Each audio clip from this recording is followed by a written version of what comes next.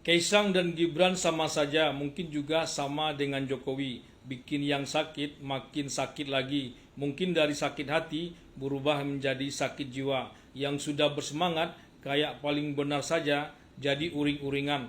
Terduduk lumpuh, lumpuh kayak bebek, bebek lumpuh. Putra Mulyono itu skakster, satu langkah tapi dua sasaran kena sekaligus. Dia yang sedang diserang sebagai putra dan Mulyono sebagai orang tua bapak langsung rontok, tak berdaya. Sebanyak itu serangan, rontok hanya oleh satu serangan berupa rompi, dalamannya kaos, skakster, apa yang hendak dikata lagi. Gibran pernah mempraktekkan waktu pilpres lalu, Samsul asam sulfat. Gibran salah sebut, mestinya asam folat tapi yang disebut asam sulfat. Salah sebut biasa tapi jadi olok-olokan. Mestinya terhina tapi Gibran malah mengganti nama punggungnya dengan nama Samsul itu sendiri. Plek langsung rontok, lumpuh, pihak yang mengolok-olok kehabisan kata-kata, capek, tapi mungkin tidak juga, makin mengolok-olok, tapi sudah tak relevan lagi. Teman, sahabat, pendukung tertawa girang, minimal tersenyum. Awalnya ikut sesak napas juga dengan olok-olokan itu.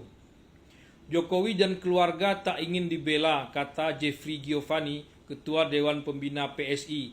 Ini negara demokrasi, pemimpin tak boleh tipis kuping, harus tahan. Anak-anak PSI tak tahan karena justru dilarang membalas. Ternyata itu strategi Putra Mulyono, mungkin juga Mulyono itu sendiri.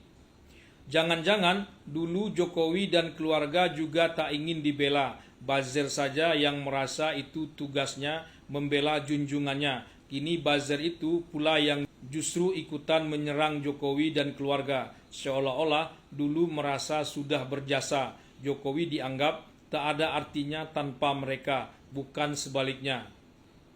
Dulu setiap orang menyerang Jokowi dan keluarga, buzzer langsung bergerak. Lapor sana, lapor sini. Pihak berwajib kadang langsung pula memproses. Bahkan ada yang mengaku siap tempur.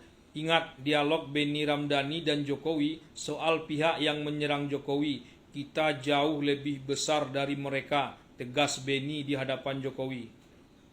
Itu legend sekali. Selegend Benny Ramdhani mengungkap inisial T sebagai bos judi online yang harus ditangkap di hadapan publik. Setelah beberapa kali dipanggil polisi, ternyata inisial T itu bodong, rumor semata. Benny tak bisa memberikan bukti sehingga polisi tak bisa berbuat apa-apa. Inisial T sirna. Orang kalau diserang terus-menerus, orang yang diserang tak membalas, padahal bisa membalas, salah pun orang itu, orang yang melihat bisa muncul juga simpati, sesalah apapun orang itu. Apalagi kalau orang itu belum tentu bersalah, dan orang yang menyerang tak bersih-bersih amat. Pernah tersangka pula seperti Roy Suryo. Ini selesai sudah. Orang yang bukan pendukung Mulyono, apalagi putra Mulyono, jadi salut. Fahri Hamzah mengaku pernah seperti ditampar temannya. Temannya ini orang asing. Fahri menganggap Jokowi orang biasa seperti orang biasa pada umumnya.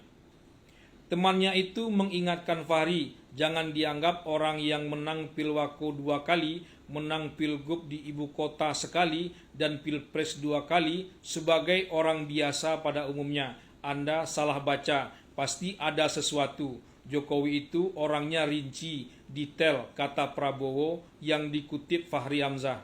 Lalu bagaimana seharusnya menyerang atau mengalahkan Putra Mulyono atau Mulyono itu sendiri? Harus lebih rinci dan lebih detail lagi. Tak bisa gerusa-gerusu, seruduk sana, seruduk sini, ojo ke susu. Dan yang paling penting, harus benar-benar bersih pula. Tapi buat apa pula menyerang atau mengalahkan Mulyono? Eranya akan berakhir. Putranya bisa melanjutkan tapi bisa juga tidak. Tak ada orang yang tahu apa yang akan terjadi esok. Begitulah.